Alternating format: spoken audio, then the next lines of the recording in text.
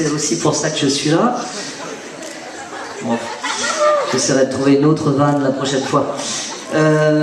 Oui, j'aime beaucoup ça. Voilà. Non, vous n'allez pas vous en tirer aussi facilement. Genre, quand j'étais petit, je lisais. Quand j'étais petit, non, mais comme tout le monde, je lisais Tintin et Milou, Astérix et Obélix, mais là c'est vraiment le basique. Hein.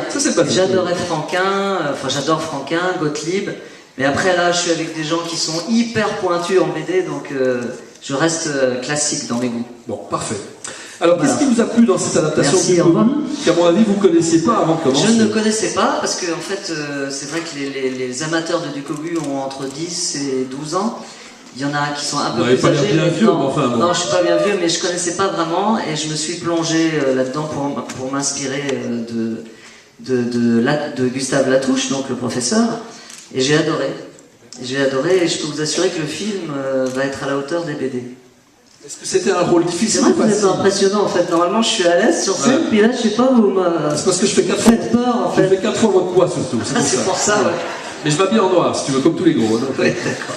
Est-ce que c'était difficile ou facile? C'est bien d'être lucide. C'était génial parce que le prof est complètement fou, il est déjanté. On a tourné 2 mois avec des enfants et c'était génial. Je me suis très très bien entendu avec les enfants. Chaque matin, j'avais une grappe d'enfants qui me jetaient sur moi pour me dire bonjour. Une grappe de gros pour voir ce que ça fait? C'est pas pareil. Hein. Pas la même chose. Hein. Putain, ouais.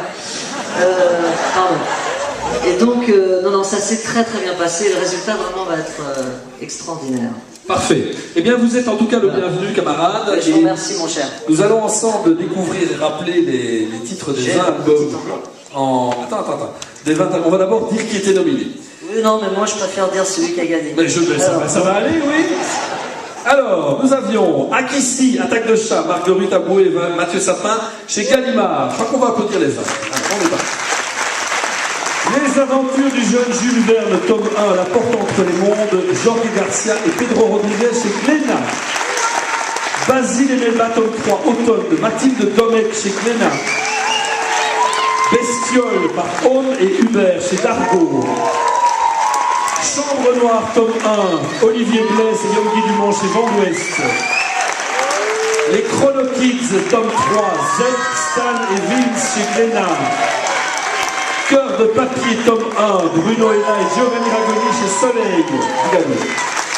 Cruel Joël, La vie n'est pas si simple, Madame la Mort, de Lily et David et Cali chez Sarbacane. Détective Conan, tome 62, par Gosho Ayohama chez Cana. Ernest... Ah ouais, il y en a qui gueulent, tiens. On applaudit et on hue maintenant. Ouais, c'est ça. Ouais. Allez, manifestez-vous les gars, c'est bientôt fini. Ernest et Rebecca, tome 3, Pépé Bestiole, Guillaume Blanco, et Antonino Danila Olomba. Hôtel étrange, d'hiver au printemps, par Catherine et Florian Ferrier chez Sarbacane. Game Over, tome 5, par Midame et Adam, chez Mac Fabrique. Maya, tome 1, La boîte de Pandore, Brigitte Luciani et Colonel Moutard chez Dargaud. Naruto, tome 50, Masahi Kishimoto. Oh là, comme ça des potes. Patty et les fourmis, à notre Ricard chez Gallimard. Petit Pierrot, Décrocher la lune, par Alberto Baranda chez Soleil. Prunelle, la fille du cyclope, Vicky Portail-Kernel et Cédric Kernel chez Ankama. En fait, c'est les 2 Mangali qui gueulent pour tous. Mais on va leur demander ce qu'elles aiment après. Le rêve du papillon, Marazzano et Lioline chez Dargaud. Seul, tome 5, au cœur du maelstrom, Gazzotti et Vellman chez Dupuis. Et Spirou, Alerte aux orcons, par Johan et Vellman chez Dupuis. À mon avis, devant, là, il y a des spécialistes. Voilà. Hein. Attends, on va leur demander pour qui elle aurait... D'après toi, c'est attendez, vous savez quoi on va carrément les faire monter sur scène. Voilà. Et j'appelle sur scène les membres du jury. Maud, Estelle, Nils, Jules, Noémie, Tom, Louis. Venez monter avec nous. Venez. Sous vos applaudissements un peu plus virils. Qu'est-ce qu'il a envie de parler alors?